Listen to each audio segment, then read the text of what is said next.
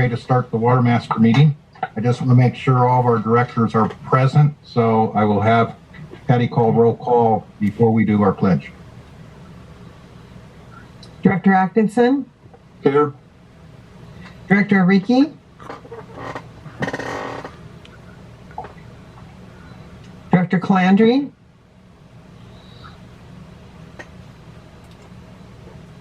Director McLaren? Here. Okay, Director Paris? Here. Phyllis Stannon? Here. Kate White? Here. Greg Parton? Here. Matt Knutson? Here. Pete Thompson? Here. Okay. Adam Ariki?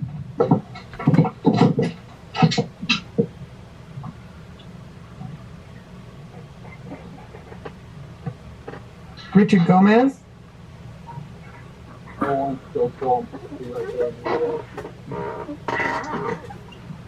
Richard?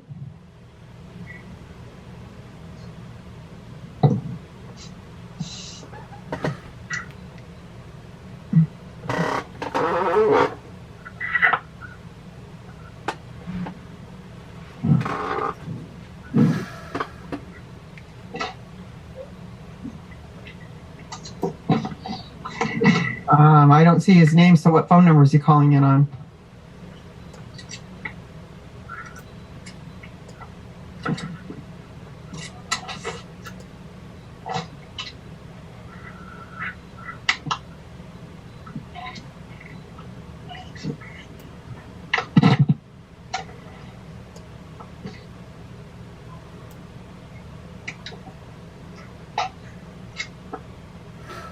Adam?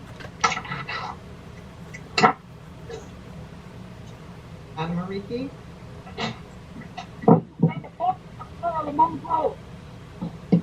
Bobo.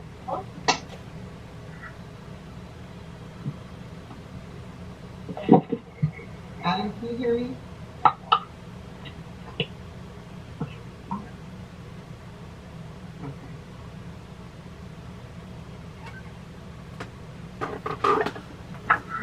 Landry? Derek, are you on? I am on. This is Derek. I am. I know, spoke to John earlier. I know he was going to make the call, but if I need to step in until he gets on, more than happy to.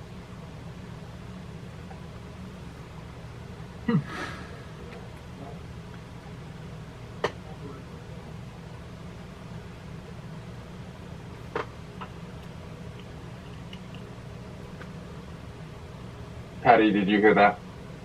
Yeah. Okay. Thank you, Derek. Mm-hmm.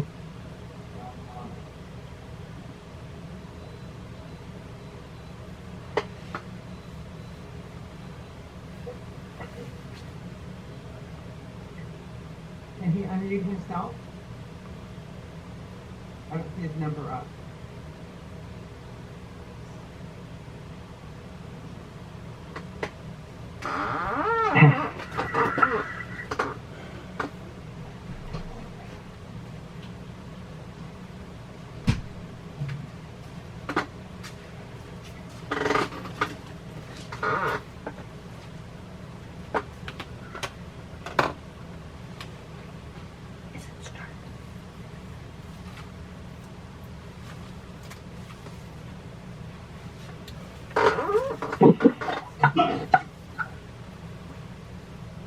Hello?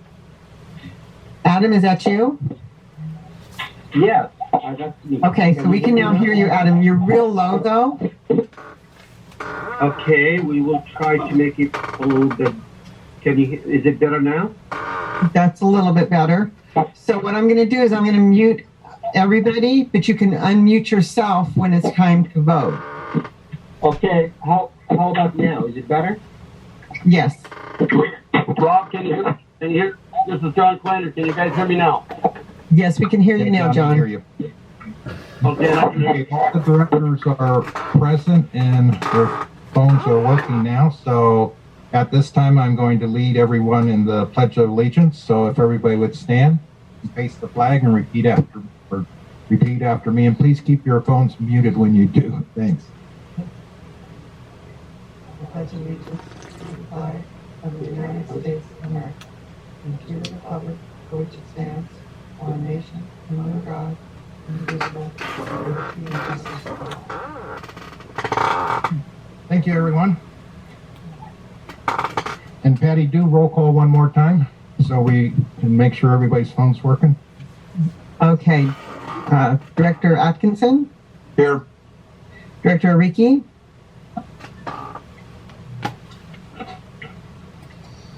Can you unmute yourself, Adam? Can you unmute him? All right. It's 626-476. Real quick.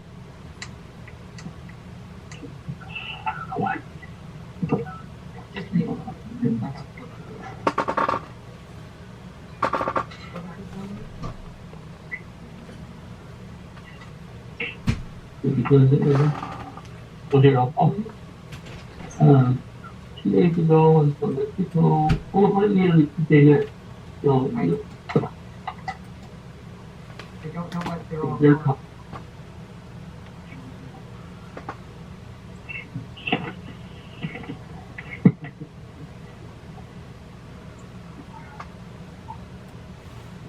they're from there. Yeah, do that for me, please. If how bad I breach client, that's really privilege. So he can definitely know. That's my heart. I've been glad.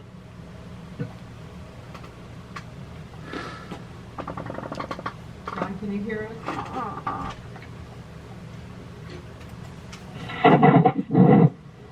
John Clancy? Here?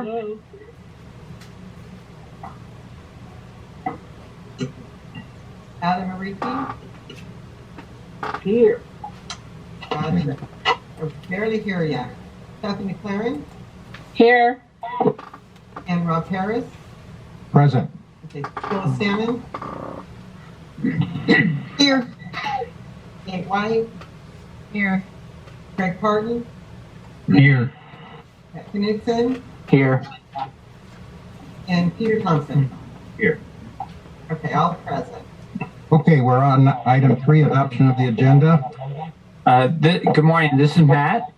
Staff is recommending that we table item 8D as in dog at the request of the applicant. Staff has requested that we table 8D, the transfer application, and I believe we only have one. Is that correct, Patty? Okay.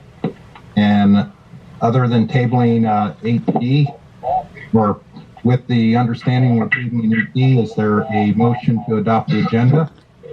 So moved. Kathy McLaren. Second. Motion made by Kathy, second by John Calandry. Is there any discussion? Seeing no discussion, all in favor of the motion, we're going to have a roll call vote. Patty?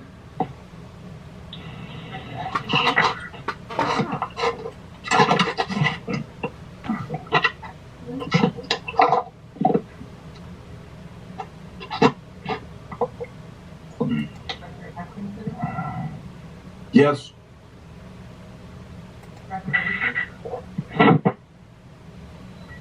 I can hardly hear you, Patty. Director Ariki? Patty. Yes. Okay, thank you.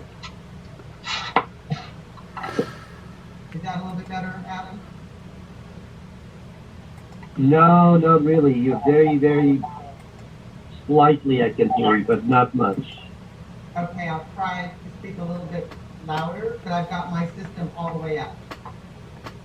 This is better. Director Calandry? Hi. Thank you.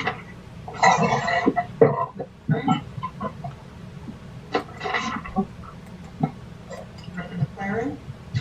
Aye. Director Parrott? Yes.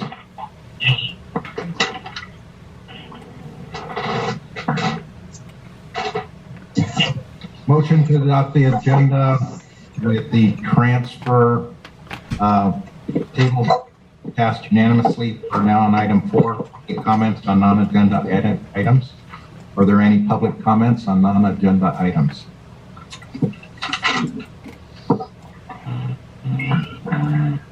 Seeing none, we'll move to 5. There are no special presentations. Now we're on the consent agenda, item 6.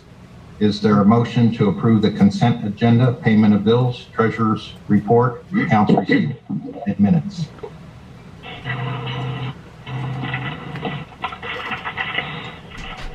So moved. John Calandry, so moved.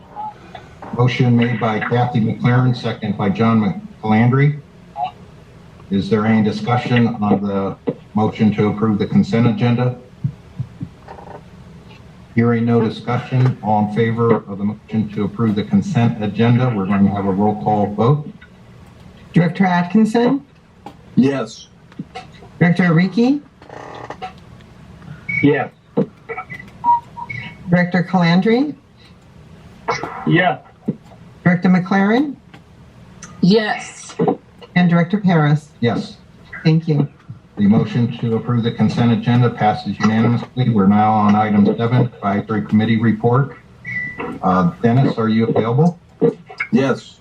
Can you give your report? We met the other day via satellite or whatever. And we went over the bill. Excuse me, Mr. Atkinson. Yes. I believe this is my chance to give a report. Oh, sorry. You're right. Oh, I am sorry. And who is, You can go ahead and I'll follow. okay, everybody who is not speaking, please mute. We're getting a lot of background noise. We have about 50 people online today, so we need you to mute or we will mute you. Okay. And who's giving the report for the advisory committee? Your news open, followed by pound.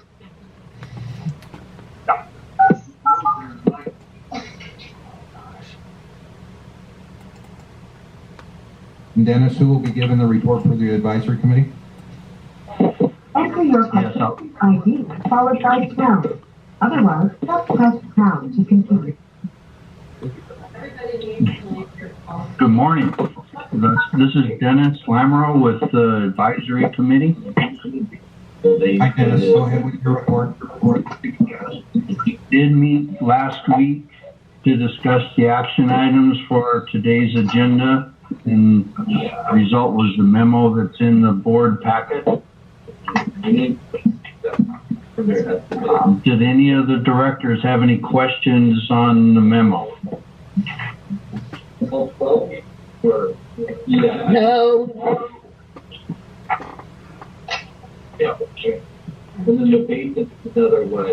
Any directors have any questions on the memo? Dennis doesn't appear that there's any questions. Anything you want to highlight for us? The 3.5 million.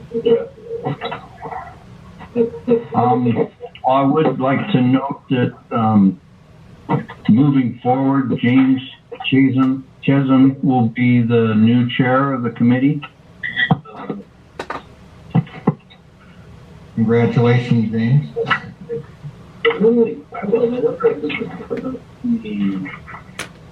Okay. Thank you, Dennis. We're now on to item 8. We are currently outlaying on.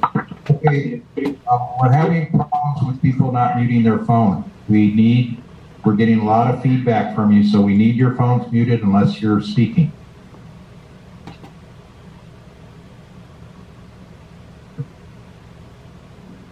Everybody's muted. I cannot unmute anybody without unmuting everybody. For some reason, it's not letting me unmute just one person. We're on item 8, action items, and we're on the public hearing to consider the proposed Hamilton Valley Watermaster rules and regulations.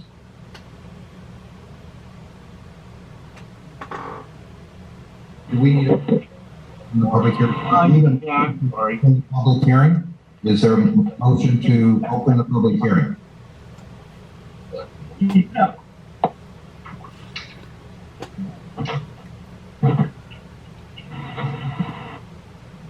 Board, I need a motion to open the public hearing. Is there a motion to open the public I hearing? move that we open, this is Adam, I move that we open the public hearing. Motion made by Adam. Second. By Kathy. And we're going to have a roll call vote. All in favor of opening the public hearing? Director Atkinson, Yes. Director Reed, Meeting outside town. Yes. Director Calandry, Yes. Director McLaren, Yes. and Director Paris. Yes. Now we have a presentation by Craig Parton. Craig? Craig, can you try to unmute yourself, please?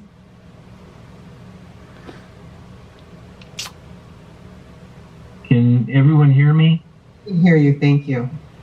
Good, thank you. Thank you, Mr. Chairman. We are following the agenda items to discuss the rules and regulations today. We have been in this process last month where we opened a public hearing on the status of the rules and regulations, but deferred it until the May meeting to deal with certain issues that were brought up in the rules and regs in the advisory committee. So what has happened since the April board meeting is we posted a draft rules and regulations and then also posted a red line version of those rules and regulations that contain comments from a number of members, parties to the judgment or their counsel, particularly comments from the ad hoc attorneys committee that's been meeting to work on the rules and regulations.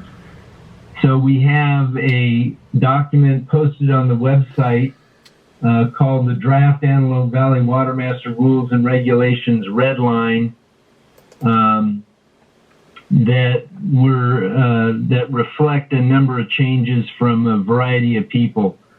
It also incorporates some comments made by the board at the last session on two topics in particular that now have rules and regulations to cover them. One is the authority of the staff along with the board member to pay bills in the situation where there may be a skipped board meeting. That has been added to the rules and regulations at page 11, footnote 5. There was also concern raised by the board about the transfer application and the need to have that notarized and to include language allowing the watermaster to recover costs incurred if it chooses to investigate the authority of any party to bind an entity to a transfer. And we have included that language at page 47 in the red line version of the draft rules and regulations. We've also added language that allows us to seek an indemnity from parties to the transfer if we perceive that there is a potential exposure to the watermaster in agreeing to the transfer and the authority of the transferor or transferee to enter into the arrangement. So that's language that for you to review on page 47 of the red line rules and regulations. We've also posted at the request of the board essentially all the comments that we've received from attorneys and parties relating to the rules and regulations. Those are posted on the website under comments, and so we have that resource available to us. With all that said, we did receive comments on Friday from AVEC with respect to a number of changes, potential changes to the rules and regulations that they were suggesting. We have not had a chance to put those in red line form or to respond to them, but I want the board to know that those comments are out there, and they are posted on the website under comments. It's May 22nd, comments from Jim Markman to me, incorporated as of yet into the draft rules and regulations redline version that I'm referring to. But we'll have to discuss, and the board discuss how it wants to deal with those comments. So the process has been that today was the day for the public session on the rules and regulations. The red line version that is posted on the website, and I'm sorry for repeating myself so often on this, but it can get very confusing what version we're talking about. There are actually 3 versions of the rules and regulations posted to the website. First, there's the April 27th version that was posted shortly after the board meeting. Then there's the red line version that I'm talking about. And then there was a clean version that accepted the red lines that's also posted. But the red line version has the comments that are in the comment section of the website, and comments in redline are found at a variety of pages, but I just want to direct the board's attention to a few of them so that the board has a sense of what's going on. First, I want to say a number of the rules and regulations have already been adopted and approved by this board and by the court. And those are included in section 4A, 8, 9, 10, 13, 14, and 15. There is some modifications at places, but those have largely been already been adopted and approved by the court. And so this board should be aware that there's a number of sections that they've already reviewed and approved in the past. To comment about some of the red line comments that we received, I think I can do this pretty briefly before opening it up to comments from the Watermaster engineer and the AC and the public. Typical of the comments that we received were found on page 7, dealing with public water supplier representative. It was just to clarify that the Public Water Suppliers Steering Committee that has been formed and has established its own rules and regulations. Really a pretty perfunctory change on page 7 of the redlined edition of the rules and regs. Same with page 27. There's some slight red line there to make clear with respect that where required to do so by the judgment, the Watermaster engineer will determine material injury to the basin and whether it's occurring or not. There is some minor editorial comments made by one of the members of the ad hoc committee that we thought was worthwhile incorporating. That's on page 27 of the red line. The next red line comment that we have noted was on page 31 to clarify who is not eligible for carryover water. And there was discussion amongst the ad hoc committee just to clarify that issue. And the red line reflects hopefully what the judgment says on the topic. The next red line, and I will tell you there's not that many red lines, so this isn't going to go on ad nauseum. But the next red line is on page 42. It's an addition of a short paragraph, 11F, that talks about parties who relinquish a production right in order to meet part of their replacement water obligation. And that language was vetted with the AC, and I believe was acceptable to them. But that paragraph appears on page 42 of the rules and regs. Then on page 45, there's some wordsmithing that was suggested by one of the members of the ad hoc committee. And we thought it was consistent with the intention of the paragraph and incorporated it in page 45. And same with page 46, a minor editorial comment. And then the last comments are at page 69 and 70, where there's a new paragraph dealing with abandonment procedures for wells and meter removal and deactivation of metering. And that language is new. It's at 15, paragraph 15N as in Nancy. And that language was also vetted with the advisory committee.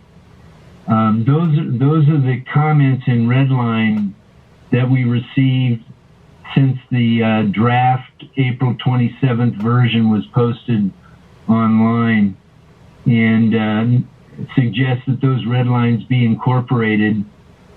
And then we need to talk about addressing AVEX concerns, and which we're not prepared to comment on those now. Maybe Chairman Paris, now would be a good time to have the discussion about how those additional comments want to be addressed, or maybe you want to just go into the comments of Todd Groundwater on the rules and regs. I will go into the comments by Todd Groundwater right now, and then all the comments will address how the AVAC comments will be addressed. Okay. Thank you, Dan. I'll go ahead and start. Good morning, Director Paris, and good morning, everyone. It's nice to hear everyone's voices again. We don't have any comments on the red line, but we would like to commend the ad hoc committee, in particular the Watermaster Council, for the amazing job that's been done on these rules and regulations. When we began to first put some of these rules and regulations together, we were under deadlines, and we tried to sort of prioritize, and we pushed and had many drafts, and got as far as we got. But I would like to just say that the ad hoc committee really reached out to so many of the parties. The Watermaster Council has taken comments from so many different arenas, including always coming back to us at Todd Groundwater, which we appreciated so much, and getting our additional input. I have no less than, I think, 10 versions of the rules and regulations in our files now. I just would like to commend especially the Watermaster Council for the amazing job that he's done with respect to pulling all of these disparate comments together, finding the appropriate places within the rules and regulations.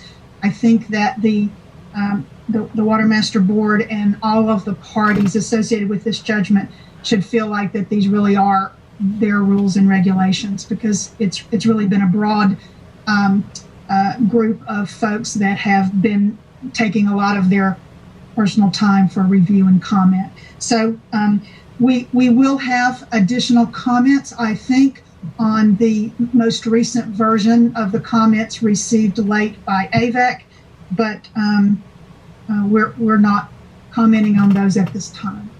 So that's it for us. Thank you again to everyone who has worked so hard to get this far. Thank you, Phyllis. Appreciate the comments and appreciate all your hard work on this. Now we're on advisory committee comments. And that's either Dennis or James. Any comments from the advisory committee? Good morning again. We've had several rounds of comments. I believe they've all been addressed in some of these updates. Okay. Thank you, Dennis. And I know the advisory committee has worked real hard on this. Now, public comments? Any public comments? And Patty, can you unmute everybody so I know if anybody's... Okay, we just unmuted everybody. Are there any public comments? regarding the rules and regulations.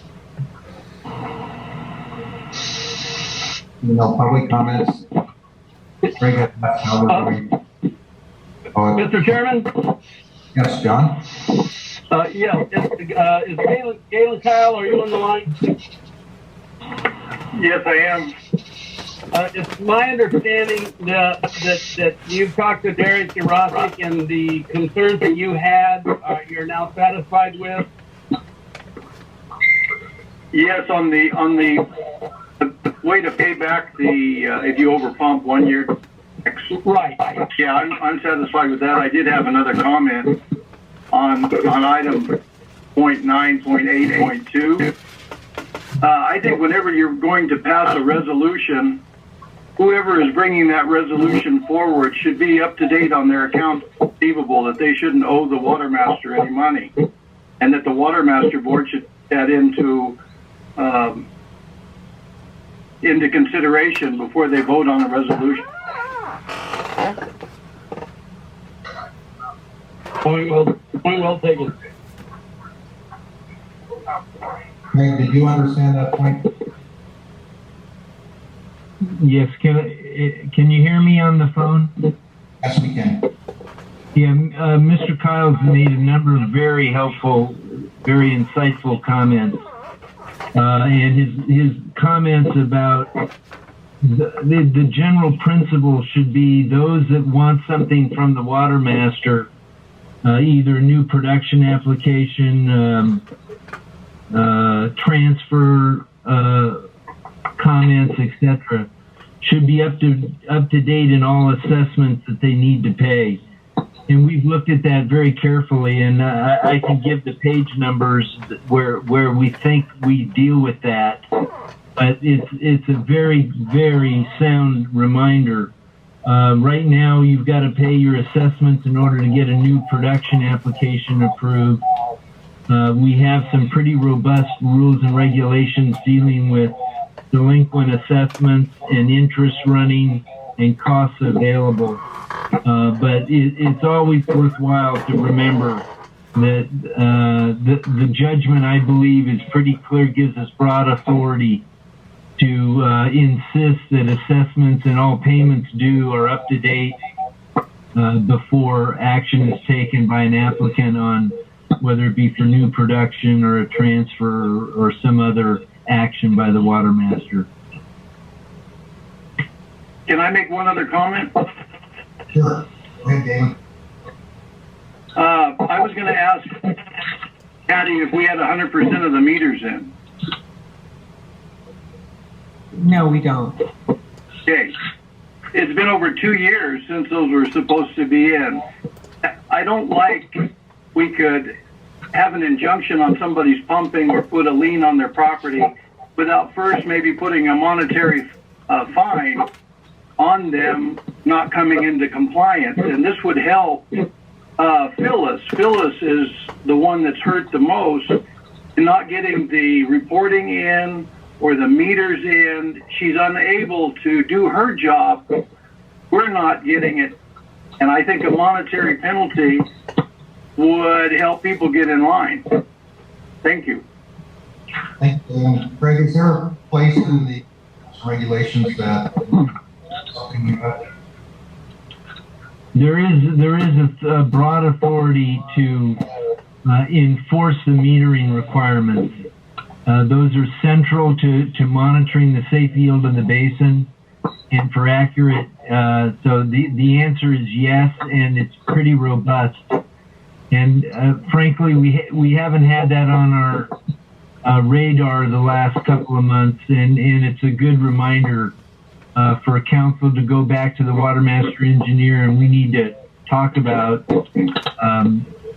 upping the ante on that, because we already have broad authority to halt production if it's not being metered.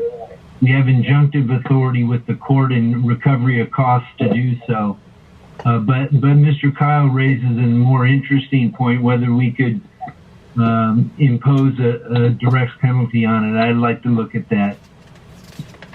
And is Yes, that Rob, this is, I'm sorry. Sorry, Phyllis? Yes, thank you. I just wanted to reaffirm that. Yep. And one of Galen's points seemed to be to tie this assessments also back to the resolution, which I don't think the rules and regulations are that clear on. So there does seem to me, given this conversation, that there could be some additional language that would really tighten up some of this. Not only are the metering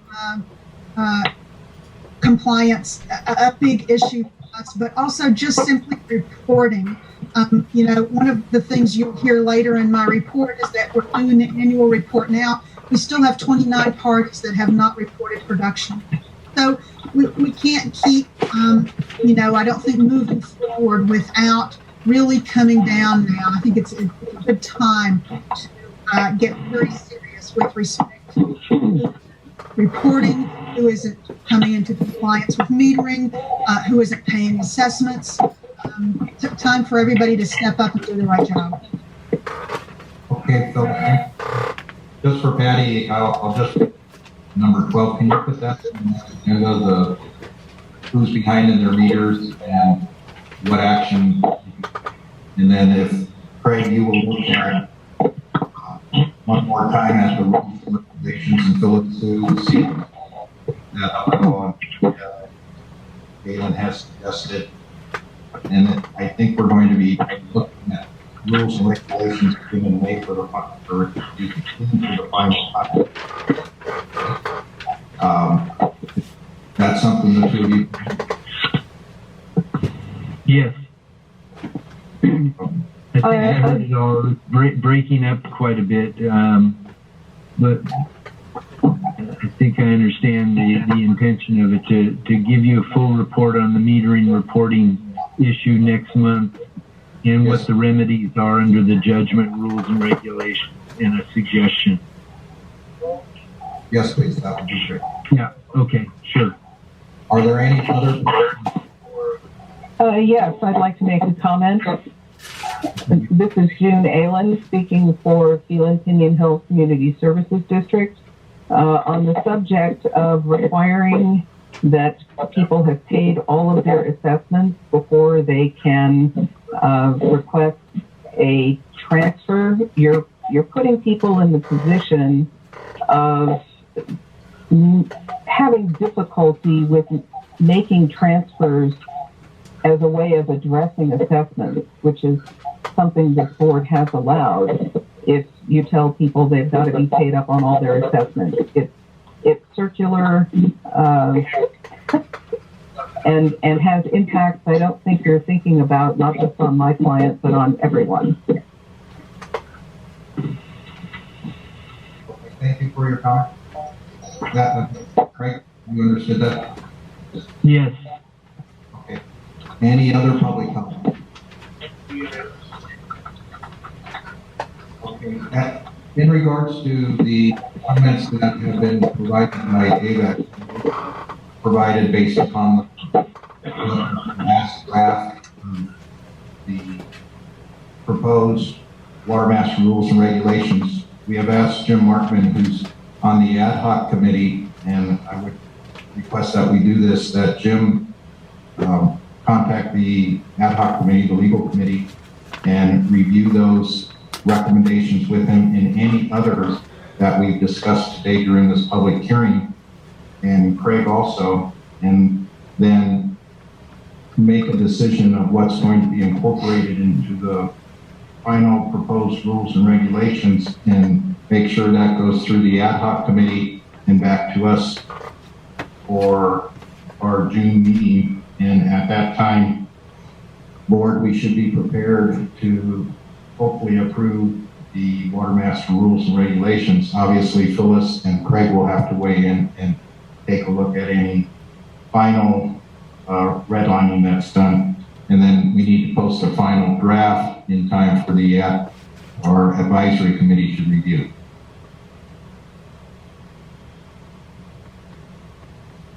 And I know that Mr. Markman's on the line right now, and I think he's shaking his head yes that he will do that. So that's my recommendation. Craig and Phyllis, will that work for you? Yes. Craig?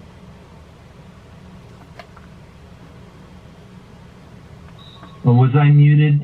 Am I on now? Yeah, you're on now. You were muted. I'm sorry. Okay, I'm sorry. It went into automatic mute. Happy to work with the ad hoc committee and Mr. Markman to work on those comments.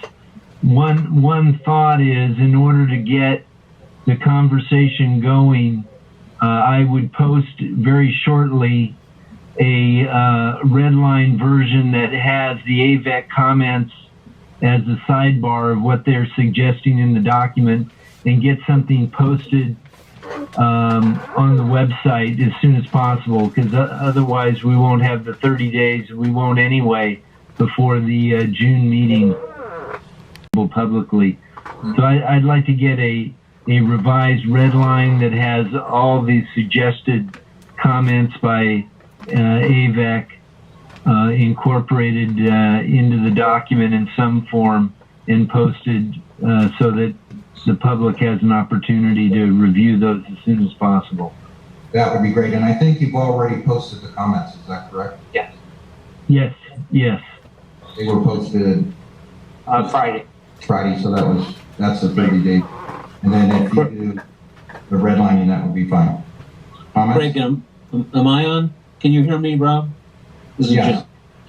I will circulate the comments separately as I send them to Craig to the rest of the ad hoc committee as soon as this meeting ends. So it'll be out there today. Great. Thank you, Jim. And at this time, there's no further action we can take. We can table the public hearing or just close it and then reopen it at our next meeting. Craig, what would you suggest to be the best process? I would just table it for now and leave the public comment session to be continued to the June meeting. And can I do that just without a vote that we're continuing this on, or do you want a motion to? I think that ought to be by motion. To continue the public hearing until our next meeting, that would be the motion? Yes. Is there a motion to continue the public hearing until our June 24th, 2020 meeting? The public hearing regarding the Antelope Valley Watermaster rules and regulations. I have a question. Can you hear me? Hello? Who is this? Can you hear me? This is Adam. Yeah, go ahead. Yeah. So I have a question for Craig. So what would happen if in June we are in the same predicament, i.e., I'm unclear about the deadline of revision on comment. Shouldn't there be a deadline for those? In that way, the board proceeds with approving the rules and regulations, or is it an ended process? Yeah, that's a very good point, Adam. It gets very blurred when comments continue right up to the time of the hearing. That's what I thought I would work with Jim Markman and get something posted very soon that has the comments incorporated in it, and then any final version of the rules and regulations to get posted at least 3 weeks before the next board meeting. But what would prevent another party from 2 weeks from today in submitting their comments, or even the day of the next hearing? No, it doesn't prevent it, and I can't close the public hearing. I'm not comfortable having to close the public hearing without having the comments of the AVEC responded to. An opportunity for the ad hoc committee, the advisory committee, and the public to comment on them. Okay, so then the answer to my question, it is an open process until we get everybody's comment addressed. I'm afraid so. The board. Okay, All right, that's what I wasn't sure of. I didn't know if there is a drop dead date or it's just an open until we subscribe everybody's comment. Thank you, Mr. Chair. Adam, do you want to continue the public hearing until our June 24th, 2020 meeting? Okay, I move that we postpone the public hearing until June 24th, 2020. Actually, we're continuing the public hearing, not postponing, but continuing it to June 24th. That's motion made by Adam. Continue? Yes, thank you. Motion made by Adam. Is there a second motion? Second. Second by John. Any further discussion? Being no further discussion, I'm going to have a roll call vote on to continue the public hearing until June 24th, 2020 Watermaster Meeting. Director Atkinson, Yes. Director Reed, Yes. Director Clancy, Yes. Director McLaren, Yes. Director Paris. Yes. The motion has passed unanimously to continue the public hearing until the 24th, 2020 Watermaster Meeting. We're now on the public hearing is continued. Item B will be considered at our next meeting. And we're now on no applications. Patty, can you mute everybody, please?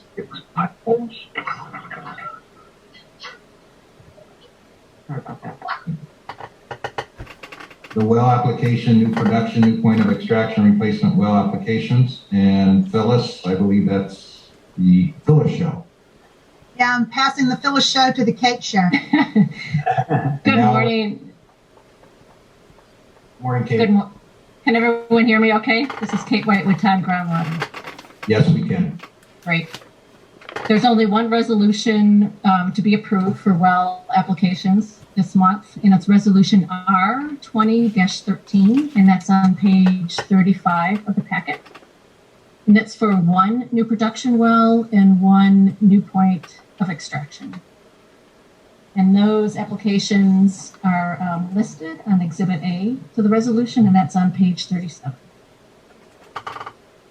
And the first application was submitted by the 40th Street Mutual Water Company for new production, and that starts on page 39. And the 40th Street Mutual Water Company is a defaulted party, and they have no production rights.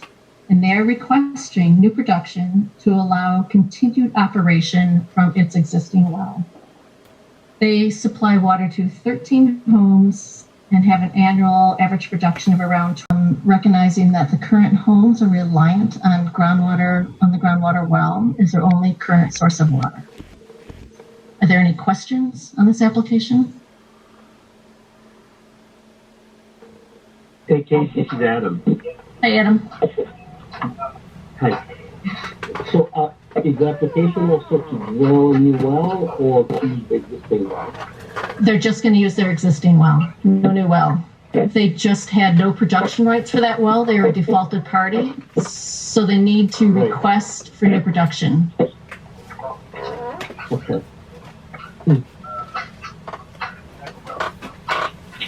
Thank you. Okay, you're welcome. Any other questions?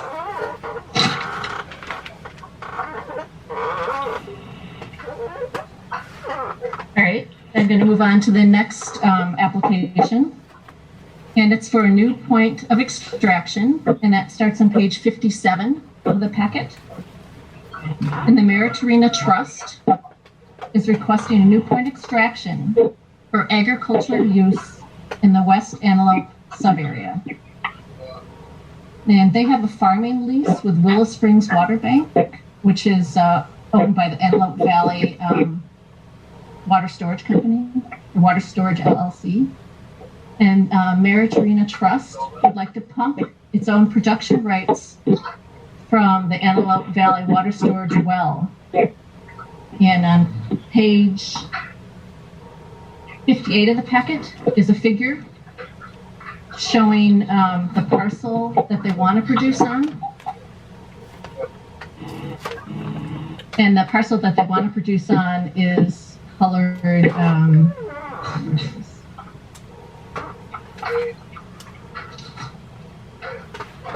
is the yellow parcel, and the other two orange parcels shown on that map.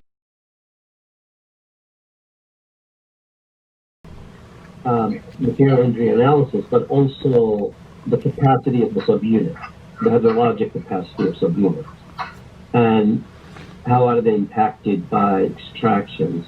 How do you take that into? I realize that the 40th Street Mutual Water Company amount is very minuscule, but out of curiosity, how do you all assess if a new production? I understand in the other one, the production was from the same subunit as well. Is that correct?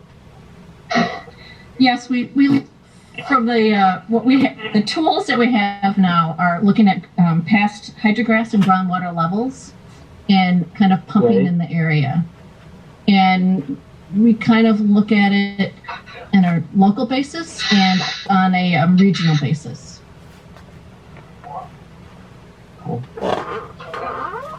To determine material. So really, for this ag well, we're just talking about in the same subunit. We're talking about instead of further with pumping it, I'm assuming your Western Development Bank.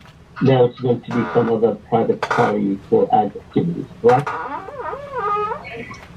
The actual pumping locations are not changing. It's more of a whose production right is that pumping coming out of. Got it. So shouldn't that be a lease then? Leases typically are when the property owner or the parcel owner's production rights are used on their land. If someone else's production rights are being used on land they are leasing, they have to get a new point of extraction to kind of move their production rights from where they were initially assigned it when the judgment was signed to the new location.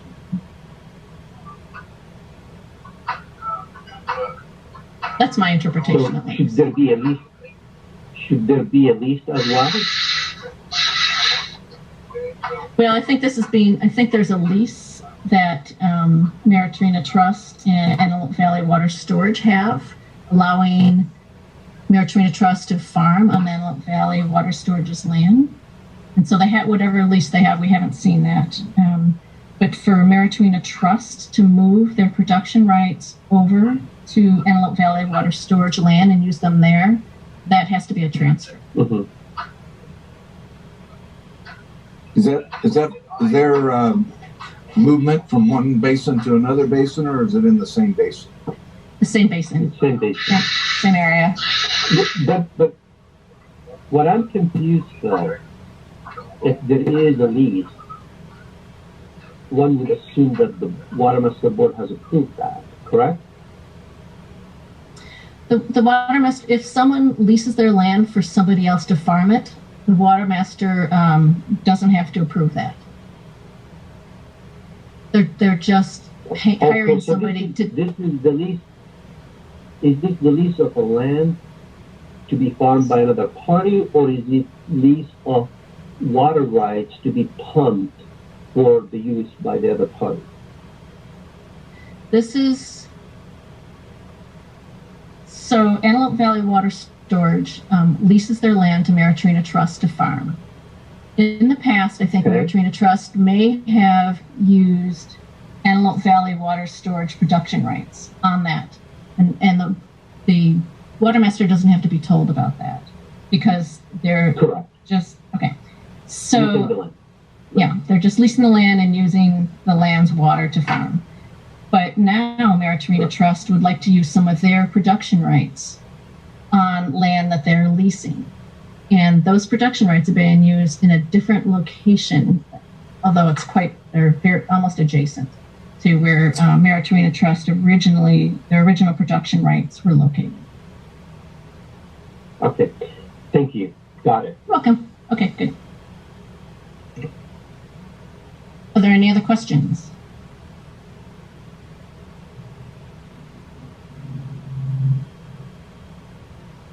All right, then I guess I'd like the board to consider resolution R20-13 on page 35 for approval for these two applications. Thank you. Mr. Chair, I have a comment. I don't know if this is the proper time, this is Adam, to bring this up. I know in both of these cases there is no new well involved. However, at the Public Water Supply Committee, we discussed the need to ensure that when we do approve new extraction points or new wells, somehow the permit to drill those wells by the county health department, whether it's LA County or Kern County, should come back to the Watermaster for record. In that way, we know that the wells were permitted and they were constructed in accordance with the public health requirement to essentially protect the groundwater basin. Now, I posed the question at one point, I believe, to Matt and Peter, and we either don't have records of all the wells that we've approved, meaning the drilling permits for those wells, or they were never pulled. We don't know. So we need some sort of a process in place to circle back with all those that, I know it's catch-22, we can't tell them to go get the permit, then we will approve the wells, because we require them, they have to get an approval from us to drill a well, and then go to the county health to get a permit. But we would like for that permit to come, or a copy of it to come back to the Watermaster for records. So we need to devise a way to deal with that. Adam, while we put this on this request for a future agenda item for our next meeting for a further discussion? That would be fine. Okay. That would be fine. Put that on for next meeting. Great. Thank you. Okay, we're now on item C, and I need a motion to approve resolution number R2013 to approve the new production applications. Is there a motion? So moved. This is for And who made that motion? Kathy?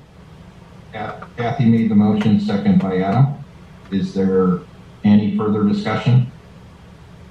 See no further discussion, we'll have a roll call vote on the motion to approve resolution number R2013.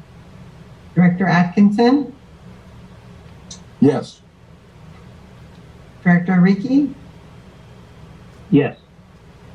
Director Calandri,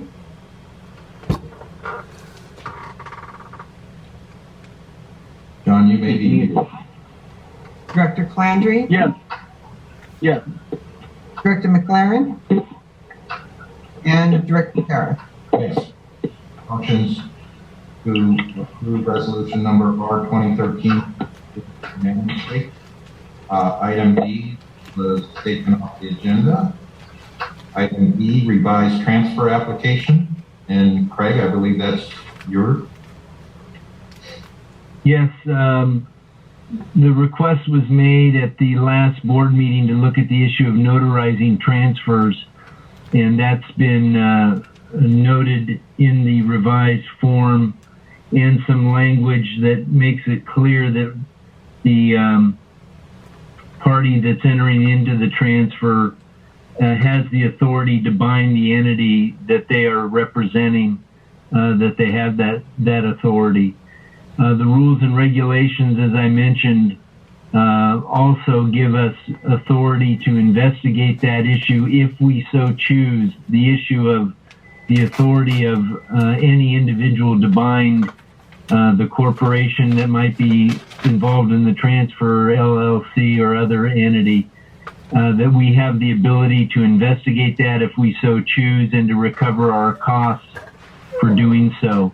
And that we also have the ability to request an indemnity for any perceived future exposure from entering into a transfer.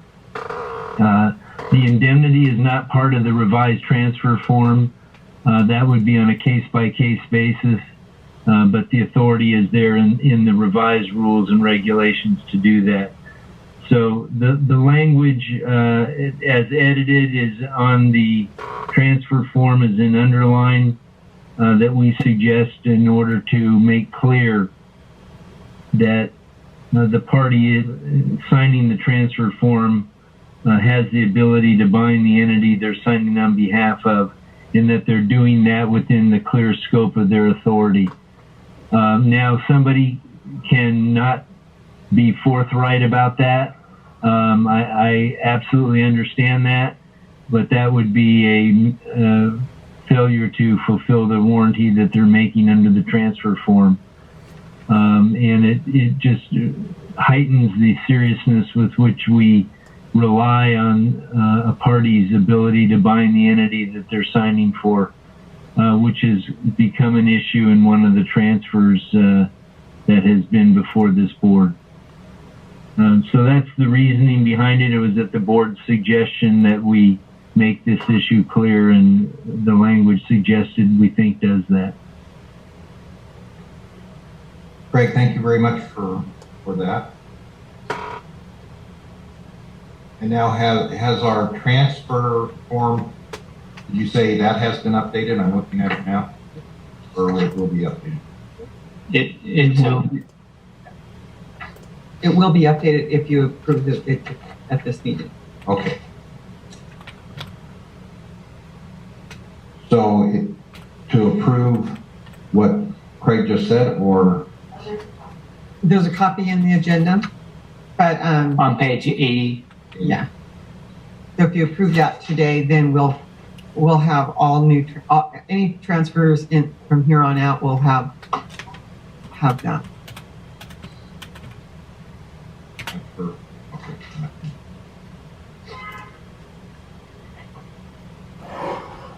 Changes discussed are underlined on page 2, page 81 of your packet. Okay, great. Thanks, folks.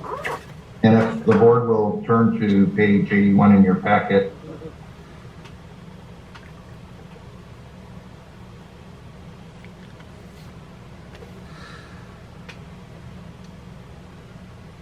So Craig, what you're requesting now is a motion to approve the changes to our transfer form that will now be dated April 2020.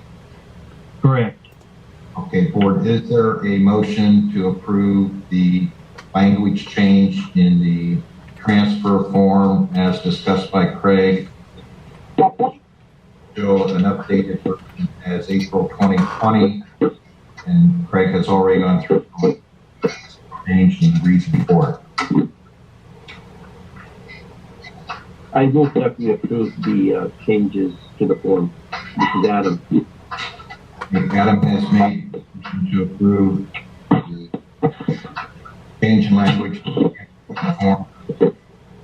Is page 81 of our board, which will show an updated date of April 2020. Is there a second to that motion?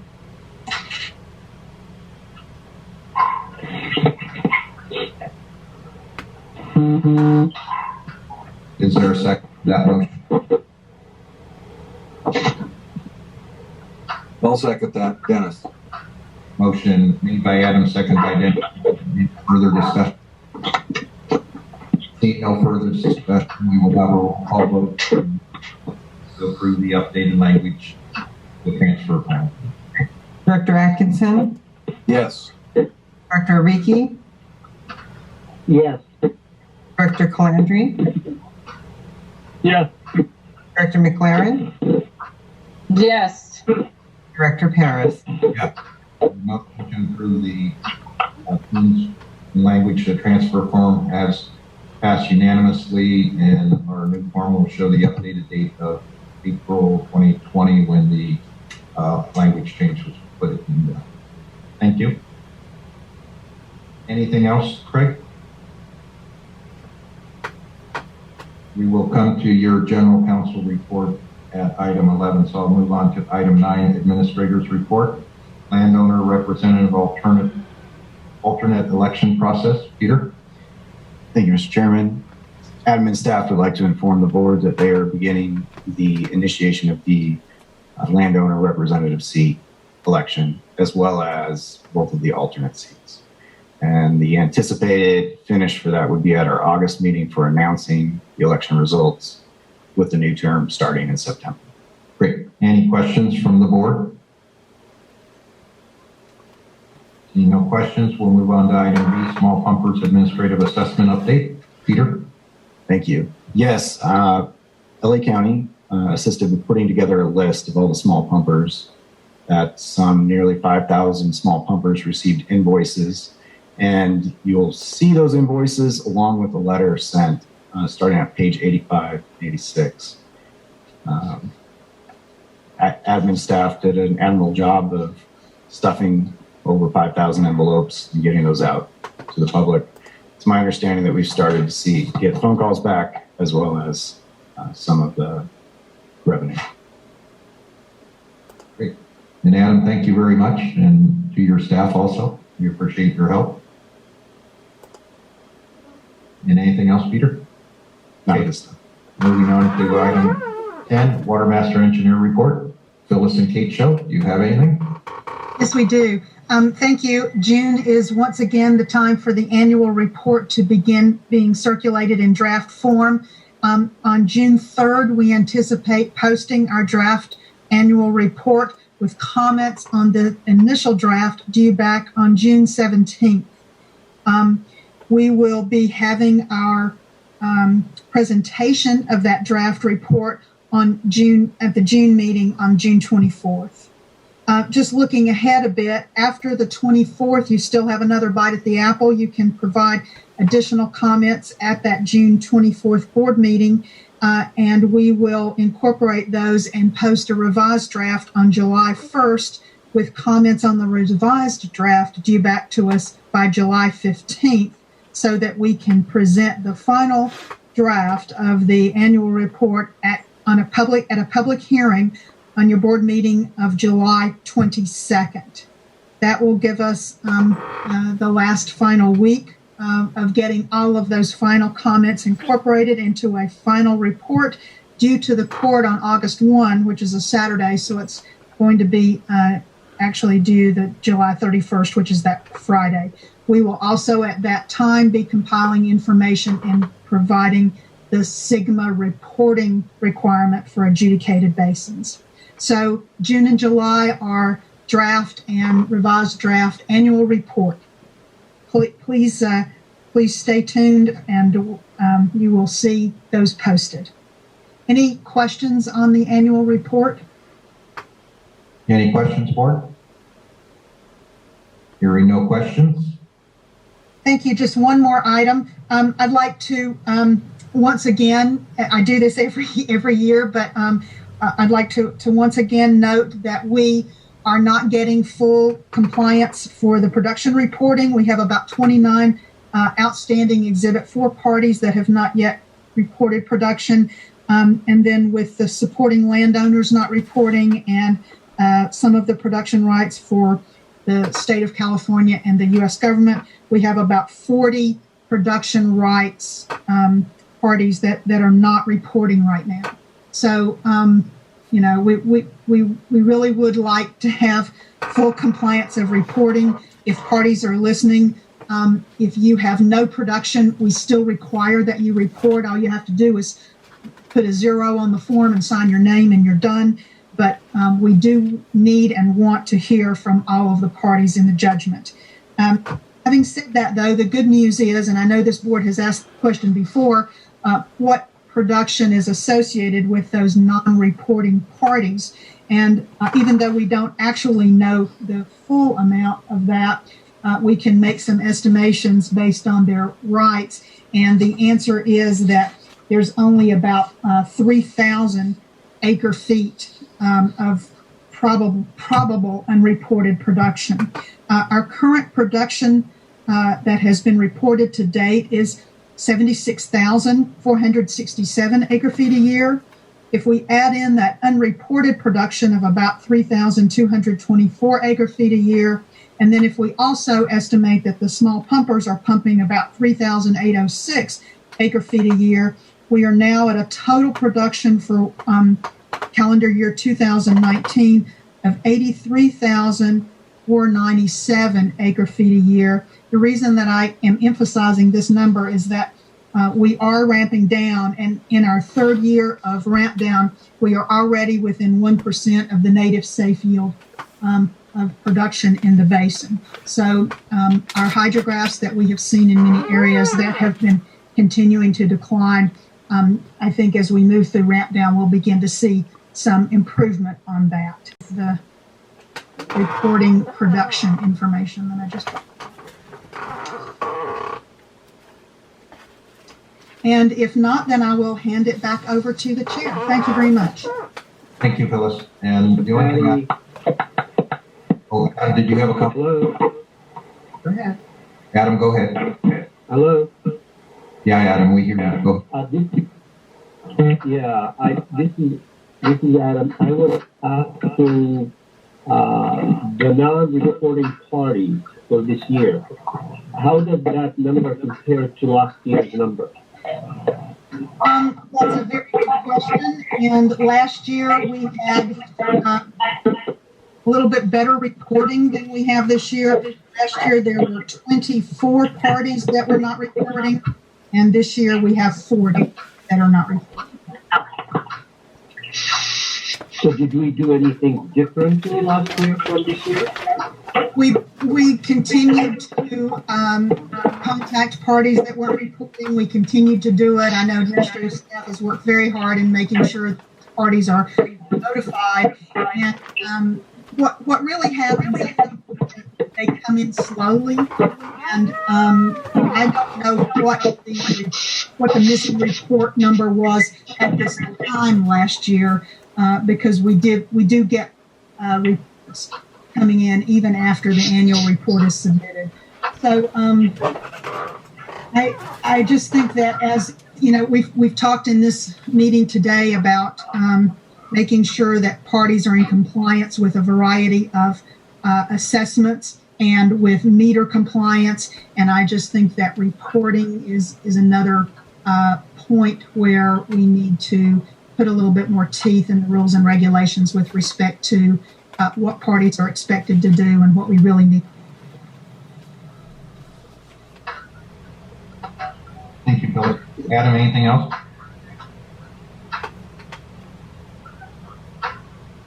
The only thing I'd add is I'd like Patty to put that item on the agenda next time, so that Craig and Phyllis, if you can be prepared to offer the board suggestions on how to what our next legal step is to enforce that the production rights are given to you. And Craig? Yeah. Yeah, we're into it 3 years now. I think it's time to take our next steps. Great, that would be great. Thanks so much. Thank you, Phyllis. Okay, we're on General Counsel's report. Yes, a couple of items of update.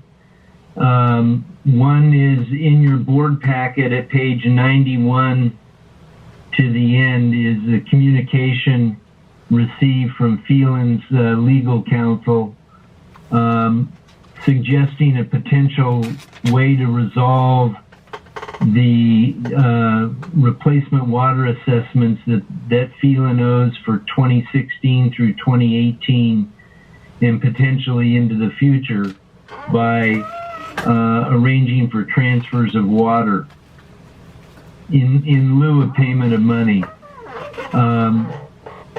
The transfer would designate the Watermaster as the transferee, and the letter just talks in general concept about whether this is supported by the judgment and the rules and regulations.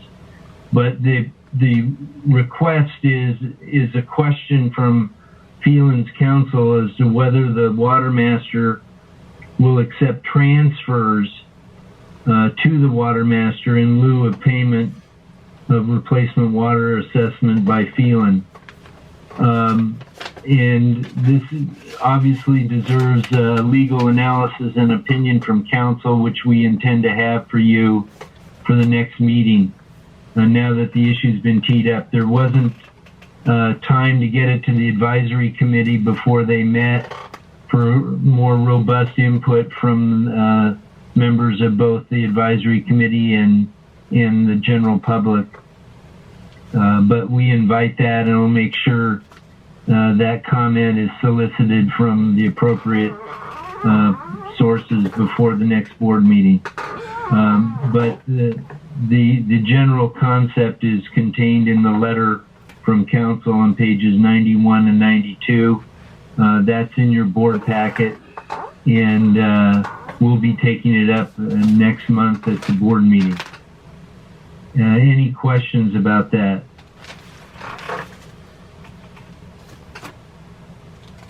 Okay, the second item of update. I have a question. Correct? Yes. I have a question. Where is this water that would be transferred to the Watermaster will be coming from?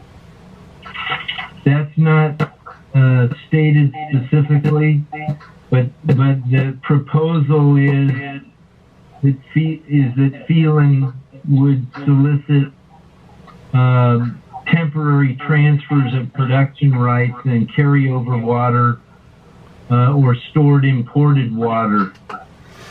But the specifics of who that would be, my read of the letter is they wanted an understanding of whether this in concept is acceptable to the Watermaster Board, or whether they are required to pay replacement water assessment and basically pay for imported water as their remedy to deal with replacement water assessment. Thanks. Thank you.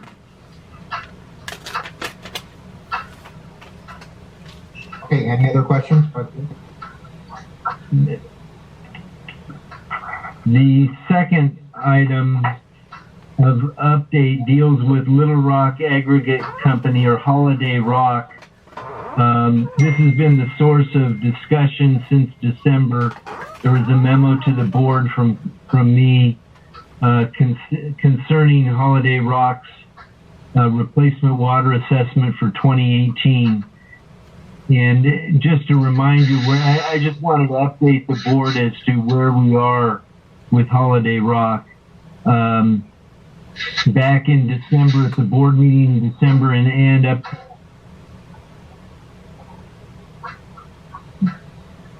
Sorry, I just am going on to automatic mute. My phone must be wearing of my voice or something. The Holiday Rock reported usage of over 1,000 acre feet in 2018, and then took the position with us that they had inaccurately recorded that amount of water usage, and actually their usage was only 284 acre feet of groundwater in 2018. We asked for backup to support that change, and what the reason for the change was. They submitted some metering information that there had been problems with the meter and error in the meter, and we discussed that at the board level, whether that was a feasible explanation, and eventually decided that we would investigate what Holiday Rock reported to the Department of Conservation Division of Mines as to what they produced in 2018. And we reviewed those reports, and it seemed consistent with Holiday Rock's position that they used 284 acre feet of groundwater in 2018 and not the much higher number. So we were suggesting to the board back in January, February, that we approach Holiday Rock, tentatively stipulate that we would agree to the different number based on the Division of Mines information, but that we wanted them to waive any statute of limitations on our ability to seek full recovery if any information comes into our possession that their original reported number for replacement water assessment for 2018 was somehow incorrect. And we've had discussions with Holiday Rock. They've agreed that we won't be bound by a statute of limitations if we find out any information in the future that they have produced much more than 284 acre feet of groundwater in 2018. They have a production right and a ramp down right that results in them not paying any replacement water assessment for 2018. And we feel comfortable that if information comes into our possession that in 2019 they're pumping excessive amounts that indicate that what they reported to us in 2018 was wrong, we have the ability to seek legal redress against them. But as of now, this is just a matter of update. We have an agreement with Holiday Rock that their production for 2018 was 284 acre feet of groundwater, and they have Exhibit 4 production rights of 151 acre feet and a 2018 ramp down right of 362 acre feet. So they will not be owing any replacement water assessment for 2018 under the current understanding with them. But I wanted the board to know that Holiday Rock has been cooperating. They've agreed to also provide us each year with the reports that they file annually with the Department of Conservation Division of Mines. We felt like that was the best indicator of the accuracy of their production, the records that they supplied to the state of California. And so we will stay on that. If there's something unusual in 2019 that makes us think 2018 should be revisited, we retain the right to do that. That's the update on Holiday Rock. Any questions?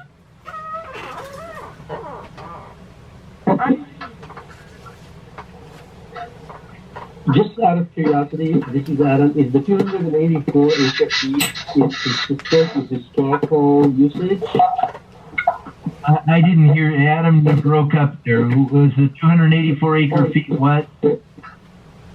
Is in line with historical usage? Yes, it is. And I'm happy to route you my memo on this on December 6th. But it is consistent with what they produced. They produced a chart showing their average usage at the facility between 2002 and 2018. And then they had this inexplicable substantial spike in usage in 2018. And the explanation being the problem with the metering. Thank you. Thank you. That's my, Okay, thank you, Craig. We're now on item 12, board members' requests for future agenda items. There's a few that we've already put on. Are there any others? One more, Mr. Chairman. Again, this came out of the Public Water Supplies Committee discussion. As we did with the LA County Health Department of Kern County in the beginning of the Watermaster, when we started the Watermaster, we should write a letter to the La Junta Regional Water Quality Control Board to ensure that they keep us in the loop when someone within the adjudication area decide to take on a project that could impact the groundwater hydrology and or water quality. Don't know if you want to do this as an item in the future, or you want to just a motion that I can make now, and we can just direct staff to prepare a draft letter for the chair signature. We will put it on for the next meeting, and Patty will in touch with you to make sure this is the right voting for the agenda item. Okay. Any other agenda items from court? Okay, no agenda items. We are about to, and at this time, meeting is adjourned. Thank you, everybody, for your cooperation today and participation. And we Thank you. Thank you. Thank you. Bye. Bye. Easier.